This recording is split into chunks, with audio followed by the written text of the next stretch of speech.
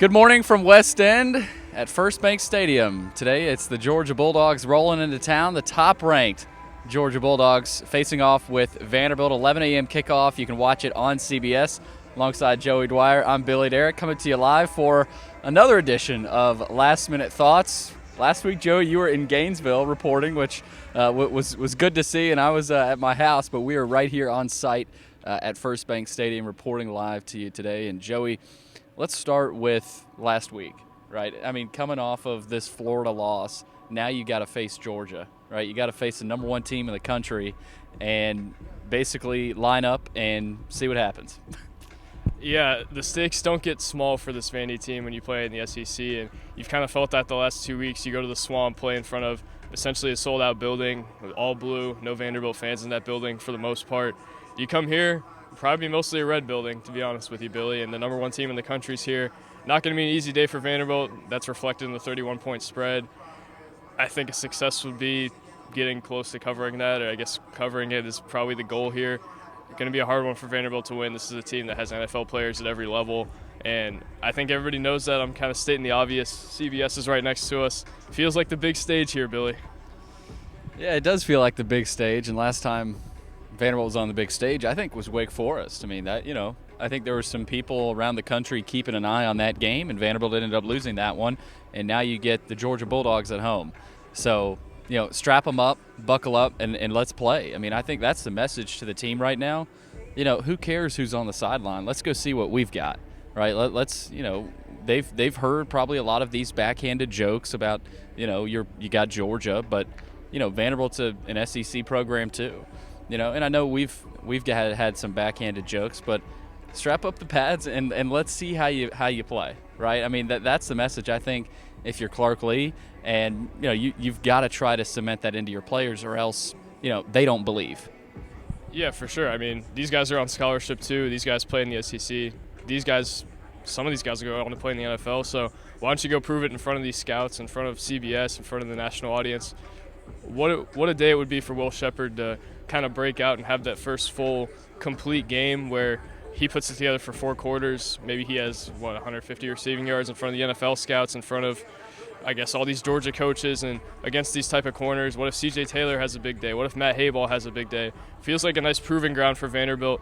And, I mean, anything can happen on any given Sunday, and I guess that's the message here if you're Clark Lee. I think Vanderbilt has to let it rip offensively. I think it's been a little bit too conservative, especially early in the down with its play calling. Today can't be that way. You got to let it rip. You got to play to win the game today. And Vanderbilt's done a nice job going for it on 4th down, being aggressive in those type of situations when the game's on the line. I think early on you have to bring the intensity, and you have to be able to play to win this game and not play to lose by 30 points and not play to not lose. Joey, let's talk about the Georgia Bulldogs. Of course, Kirby Smart's team trying to win 3 national titles in a row. For Vanderbilt, you got to face off with Brock Bowers, and I wrote the piece about – thanks for getting that quote from Clark, by the way.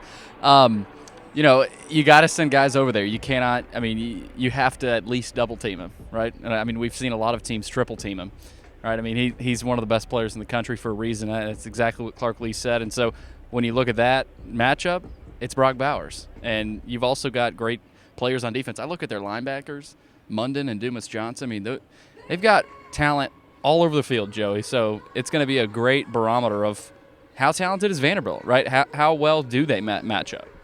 Yeah, I think we generally, for the most part, know what Vanderbilt has, but I think some of its talent can maybe shine through today. What I'm watching for mostly is its young talent, especially offensively, but defensively as well, with Trudeau Berry, Brian Longwell, Darren Agu, Issa Wataha. There's not a whole lot of guys in that secondary, but maybe one of the young secondary guys can step up. We'll see, Billy. I think what I'm mainly watching is, can some of the NFL fringe guys make an impact today and kind of prove that they're of that caliber, and can some of Vanderbilt's young guys maybe step into something that shows you, hey, we got something here. Maybe Cedric Alexander runs for 80 yards. Maybe Junior Sherrill has a long catch. Maybe London Humphreys, I don't know that he'll be at 100% today. I don't know how much of an impact he'll make, but maybe he can show that, hey, I'm a Power 5 receiver. I'm a guy who can make an impact in these type of situations. It's really what I'm watching, and I think Vanderbilt's defense, it's kind of where that starts. Maybe Brian Longwell can do some good things in coverage today. Maybe Vanderbilt doesn't get behind Brock Bowers as much as Clark Lee is maybe thinking they will. So it'd be a big proving ground for Vanderbilt, especially with its young players, and I think maybe he leaves today with some optimism about what it has with those young guys, and maybe that's the best thing. Yeah, we've seen that in matchups against Georgia in the past, Joey, where you get to the fourth quarter, even the third quarter, and it's out of reach. But you see flashes, you see late flashes from a freshman or a sophomore that you haven't seen a lot from. And I think that is a silver lining from a game like this, right? I mean, let's face it, it's probably going to be out of reach in the second half. And so you're right, you do get a chance to see what Cedric Alexander's made of. Maybe Newberry, Benson. I mean, we could see some guys today that we haven't seen all season, I think. And so I look at that as a little bit of a silver lining for maybe some fans. I know it's going to be hard to get a silver lining out of today. It's been hard to find a silver lining out of this entire season.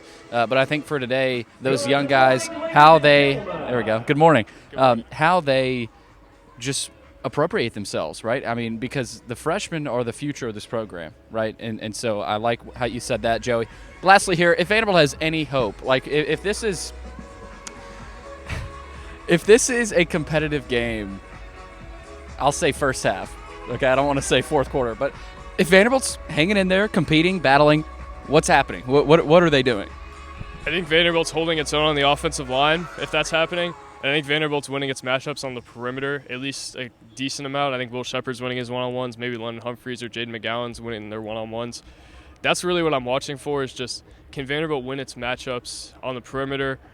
Can it play well enough in the margins in terms of not turning it over, not committing penalties? It hasn't done that a whole lot in the last few weeks, and Vanderbilt still hasn't really won games. But I think for me, Vanderbilt's playmakers have to make plays. That's how Vanderbilt stayed in the game with Florida early on, was C.J. Taylor made the interception, Will Shepard had the 85-yard touchdown. Yeah. Vanderbilt's guys were making some plays on the perimeter. Once they stopped making plays on the perimeter, once guys started losing one-on-ones, once the blocking wasn't great on the perimeter, that's when you lose. And I think Vanderbilt probably won't be able to hold its own on the offensive line as much as you'd hope, maybe on the defensive line as well. But on the perimeter, that's kind of where you make up for it. And it's kind of like the three-pointer, the great equalizer. If Vanderbilt can win one-on-ones on the perimeter, that kind of equalizes this thing for a while. And I think maybe that's your path to staying in this game. Maybe its corners can do some good things. Maybe Tyson Russell, thrust into the spotlight here, is kind of the starter today, will make some plays. Maybe Vanderbilt's young secondary guys and young linebackers will do some good things for it. Maybe the pass rush gets there. It seems like kind of unbridled optimism when you say that, but also it's football, Billy. Anything can happen. Georgia maybe comes into this game kind of sleepwalking and Vanderbilt comes in with some intensity. That would be awesome to see, and that would give you a lot of confidence that Clark Lee has this thing going in the right direction if his team can come out and punch Georgia in the face, even if it doesn't end up winning this game. 100% agree, Joey. I mean, Georgia, going back a few weeks, they struggled with UAB in the first half. UAB ended up putting up 21 points. They barely beat Auburn on the road. I mean, this is not the same. And again, with all due respect, I don't think this is the same Georgia team of the last couple of years. Right? Now, they may three-peat, and they may prove me wrong, but I think there are some holes on this Georgia team that they haven't had in the last couple of years. With that being said, they're still uber talented. They're still the number one team in the country. But for me, Joey, I agree. I think if you're Vanderbilt and you come out here and make a statement and you get people's eyes, this is national TV, right? You get other eyes on you.